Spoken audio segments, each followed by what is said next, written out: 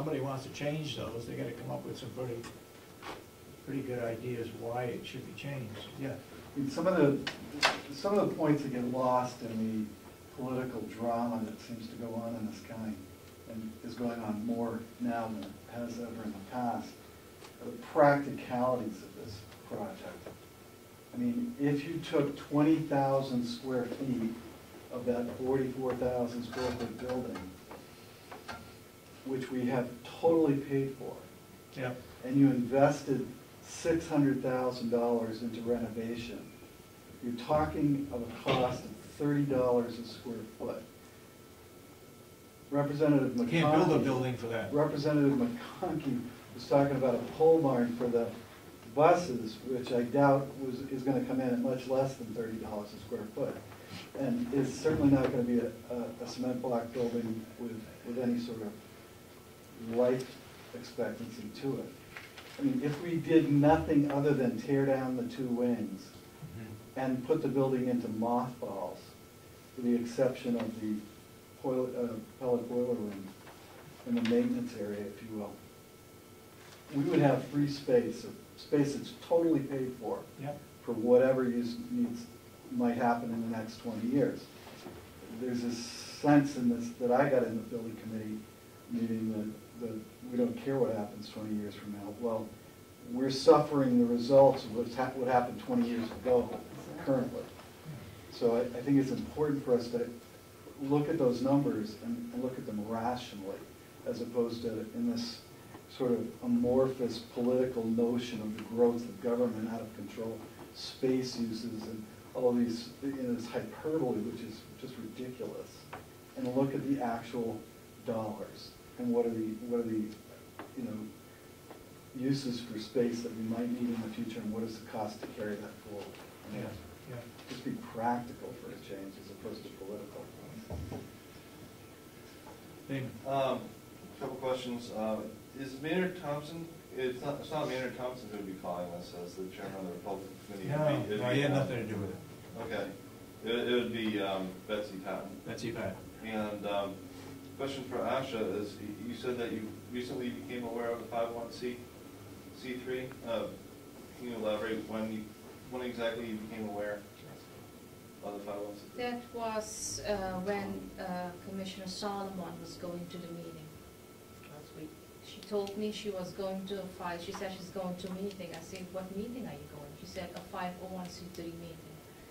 So that's all I know. You weren't aware of it when you were running for office? I thought you mentioned it before. That it was a 501c3? No, I was not aware of it. Well, just last week you became aware of it.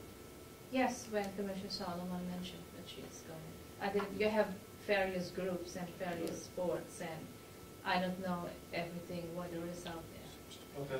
Okay. You got to keep in mind that it takes a year for a commissioner to know not everything, but a lot of things. It's not a quick turnover. She's only been here 4 months. There are certain things that I have asked each of the other two commissioners to look at.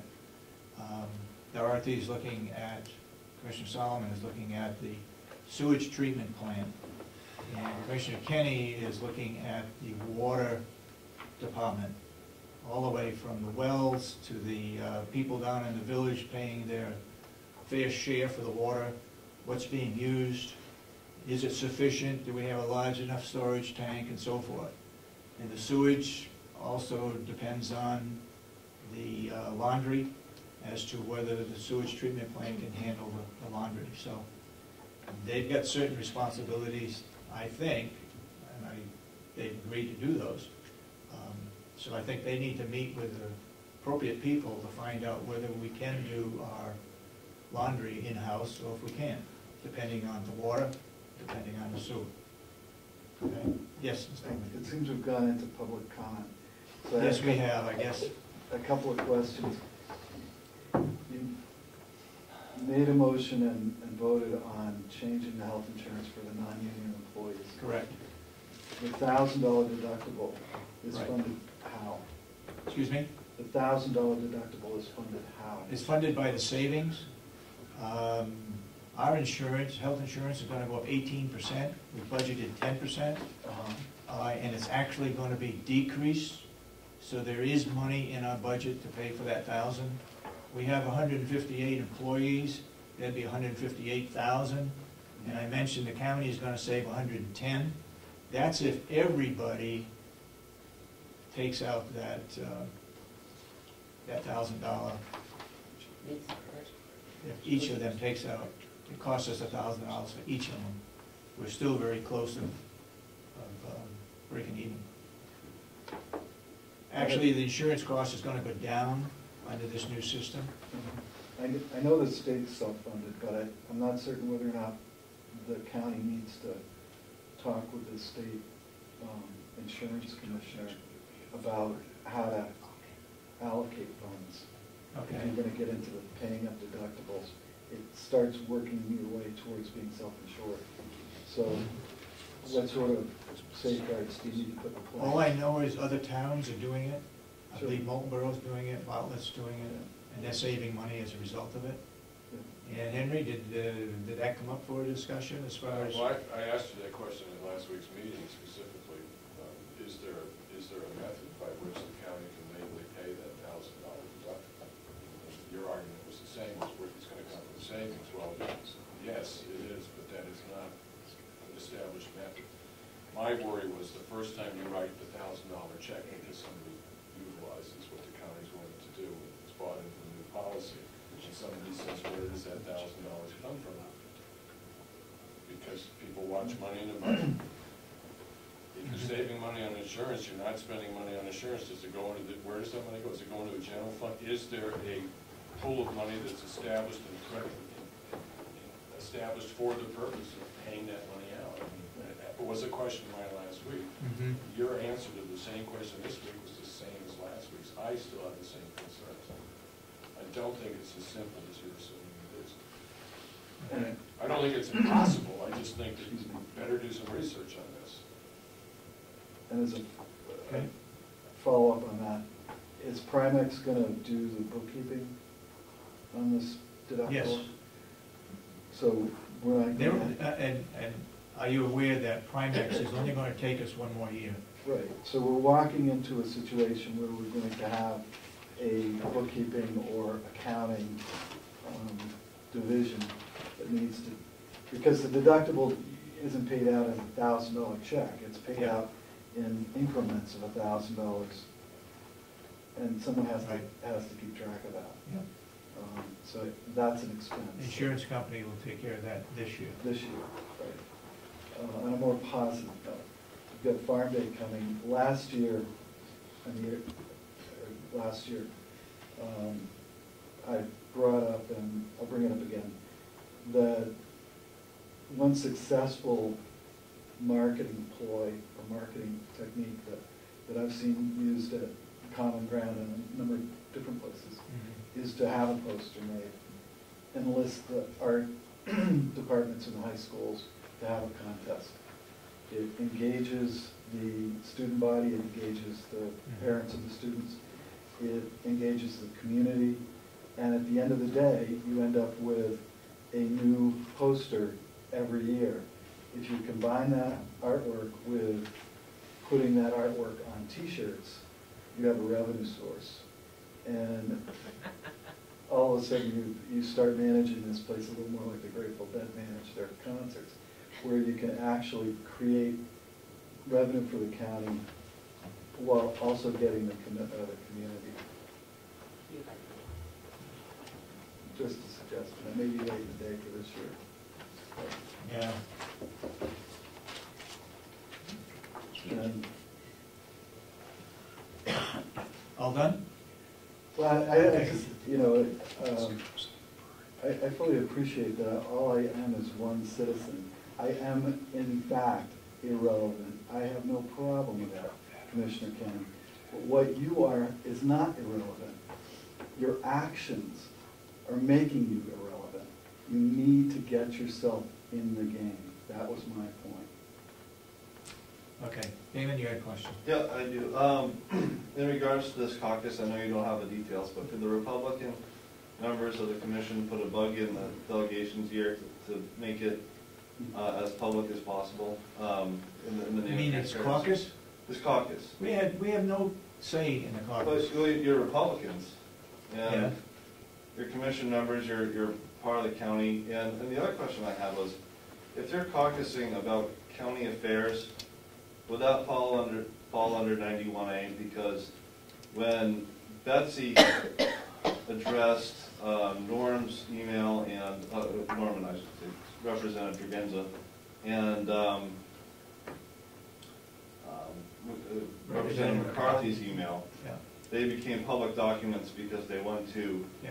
a majority of delegates, and that was a discussion of county affairs. So, using that logic, this would also become a county meeting and subject to 91A.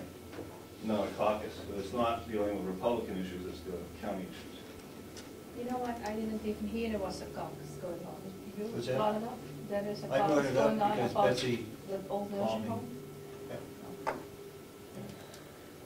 She called me, wanted to know what was going on, and that certain people that apparently were on the building committee, that's delegation members, had requested to have a caucus. That's all I know. I don't know, I assume they're gonna be talking about the old nursing home. They can talk about anything, I guess. And Mr. Albee, the comments that you last made, that's your opinion?